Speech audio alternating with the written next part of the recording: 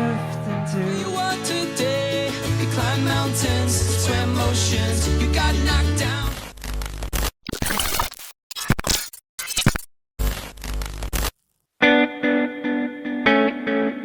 Sebagai salah satu grup paling populer yang muncul pasca Grand Alternative Rock, Weezer menggabungkan kekuatan pop rocker arena seperti Cheap Trick dan lead gitar sudut Pixies, sambil menyuntikkan melodi mereka dengan dosis logam 70-an yang dikumpulkan dari band seperti Kiss.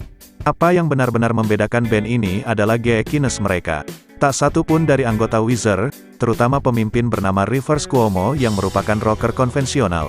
Mereka adalah anak-anak yang bersembunyi di garasi mereka untuk bermain bersama dengan catatan favorit mereka ketika mereka tidak belajar atau menonton TV.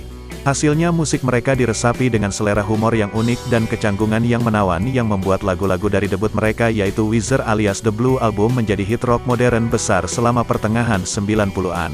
Single awal Weezer berubah menjadi hits dengan bantuan tak terukur dari video pintar, dan debut tahun 1994 yang dikanonisasi dengan cepat diikuti oleh upaya tahun 1996 yang lebih artistik daripada motivasi komersial, lagu Pinkerton yang dipuja oleh para kritikus dan mengatur nada untuk apa yang menjadi panjang dan berliku.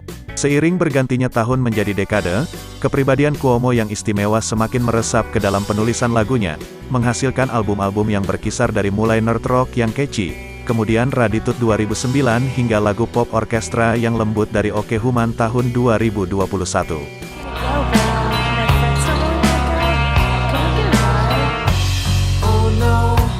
Dibesarkan di Massachusetts, Rivers Cuomo pindah ke Los Angeles untuk kuliah di akhir tahun 80-an. Selama sekolah menengah, ia telah bermain dengan sejumlah band metal, tetapi setelah pindah ke barat, minatnya meluas untuk memasukkan musik alternatif dan post-punk. Pada awal 1992, dia telah menggabungkan minat tersebut dan membentuk Weezer dengan basis Matt Sharp dan drummer Patrick Wilson.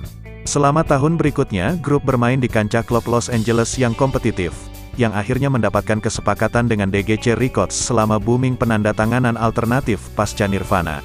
3 hari sebelum Weezer mulai merekam album debut dengan produser Rich Ocasek, mereka menambahkan gitaris Brian Bell ke dalam campuran.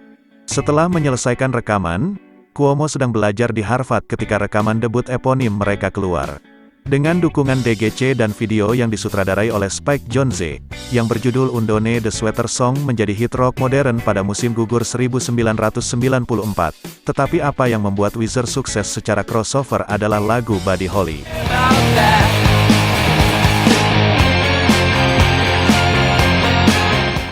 Jonze membuat video inovatif yang menyatukan grup tersebut menjadi cuplikan lama dari sitkom Happy Days dan single tersebut dengan cepat menjadi hit, membuat album ini juga meraih kesuksesan multi-platinum.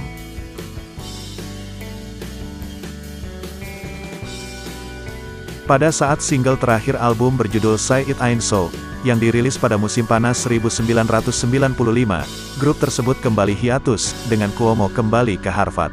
Selama waktu istirahat, Sharp dan Wilson membentuk band kebangkitan gelombang baru yang bernama The Rentals, yang menjadi hit akhir tahun itu dengan karya Friends of P. Selama hiatus Cuomo menjadi pertapa, menghilang di Harvard dan menderita blok penulis. Ketika Weezer berkumpul kembali pada musim semi 1996 untuk merekam album kedua mereka, dia telah menulis sebuah album konsep lepas yang menampilkan materi yang jauh lebih introspektif daripada debut mereka. Ironisnya band ini terdengar lebih kencang di album yang dihasilkan, yang diberi judul Pinkerton. Dirilis pada musim gugur dengan ulasan yang umumnya kuat, rekaman tersebut gagal menjadi hit, sebagian karena Cuomo tidak ingin band merekam serangkaian video pintar lainnya. Sisa anggota band puas menjadi kelompok pendukung untuk Cuomo, terutama karena setiap anggota memiliki proyek solonya sendiri yang dijadwalkan untuk dirilis pada tahun depan. DGC bagaimanapun meminta band membuat satu pukulan terakhir pada hit The Good Life.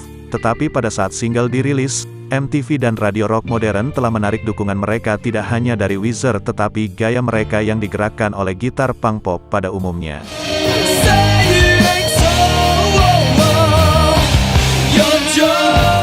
Tak lama setelah tur untuk mendukung Pinkerton selesai pada tahun 1997, tampaknya Weezer telah jatuh dari muka planet ini.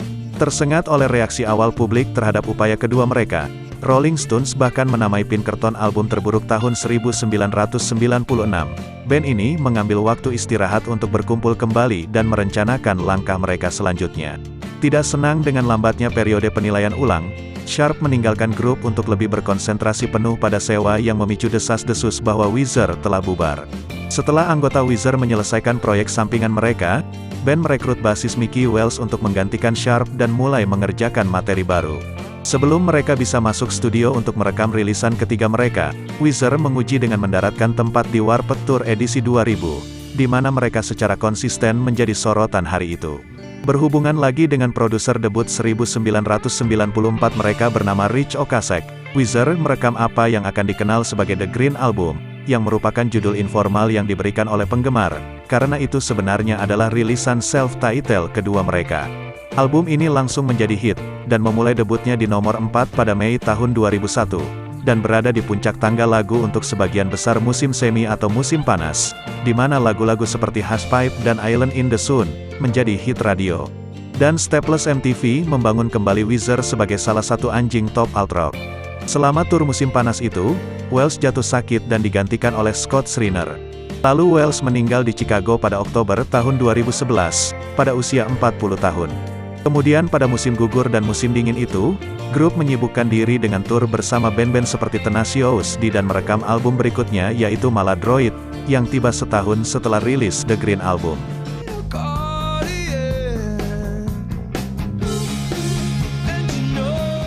Tepat sebelum rilis Maladroit, mantan basis Matt Sharp menggugat Weezer, mencari kompensasi dan kredit penulisan lagu untuk lagu-lagu seperti Undone the Sweater Song, El Scorcho, dan The Good Life. Band ini akhirnya berdamai dengan Sharp, meskipun dia tidak bergabung kembali, dan Weezer melanjutkan dengan line-up Cuomo, Bell, Wilson, dan Shriner. EP live edisi terbatas Lion and the Witch muncul pada Mei tahun 2002, dan Keep Fishing milik Maladroit dirilis sebagai single. Sebagian besar tahun 2003 dihabiskan untuk proyek sampingan.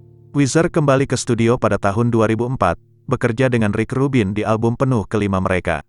Album Make Believe muncul pada Mei tahun 2005, dengan single Beverly Hills, dan akhirnya meraih platinum di banyak negara. Weezer Red Album mengikuti pada tahun 2008, dan menampilkan pendekatan yang lebih kolaboratif dengan beberapa anggota band menyumbangkan ide penulisan lagu dan vokal utama ke track. 1 tahun kemudian kelompok itu kembali dengan album Raditude. Disambut dengan tinjauan yang beragam, Raditude menandai album terakhir Weezer untuk Universal. Mereka melompat ke Hindia pada tahun 2010, dan merilis album Hurley di Epitaph. Album baru segera diikuti oleh 2 rilis arsip, yaitu edisi deluxe diperluas dari album Pinkerton dan koleksi Outtakes Deed to False Metal.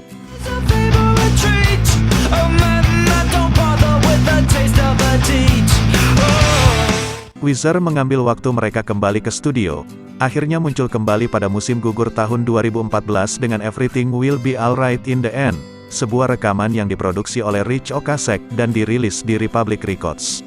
Disambut oleh ulasan yang umumnya bagus, album ini memulai debutnya di peringkat 5 di Billboard 200 pada rilis Oktober tahun 2014. Pada musim gugur 2015, band ini membawakan sepasang single baru berjudul Thank God for Gears, dan Do You Want to Get High, buah pertama dari sesi mereka dengan produser Jake Sinclair. Satu single lainnya yaitu King of the World muncul pada Januari tahun 2016. Waktunya tiba pada pengumuman album studio ke-10 mereka. Album self-titled, White Album dirilis pada bulan April. White Album Weezer memuncak di Billboard 200 di nomor 4 dan diikuti oleh tour ekstensif dengan Panic at the Disco. Setahun setelah merilis White Album, band ini kembali dengan Feels Like Summer, yang merupakan single pertama dari LP ke-11 mereka, berjudul Pacific Daydream. Dirilis pada Oktober tahun 2017, Pacific Daydream membuat suara yang lebih modern daripada pendahulunya dan naik ke 4 besar Billboard alternatif dan tangga lagu rock. Berbulan-bulan kemudian di tahun 2018, grup ini memenuhi permintaan penggemar media sosial dengan membawakan cover setia lagu klasik band Toto berjudul Afrika.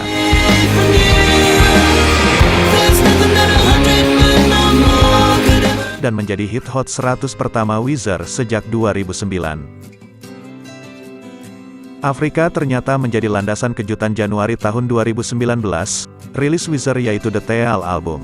2 bulan setelah The Teal Album, Weezer akhirnya membawakan The Black Album, sebuah rekor yang mulai menggoda Cuomo selama siklus promo untuk Weezer The White Album.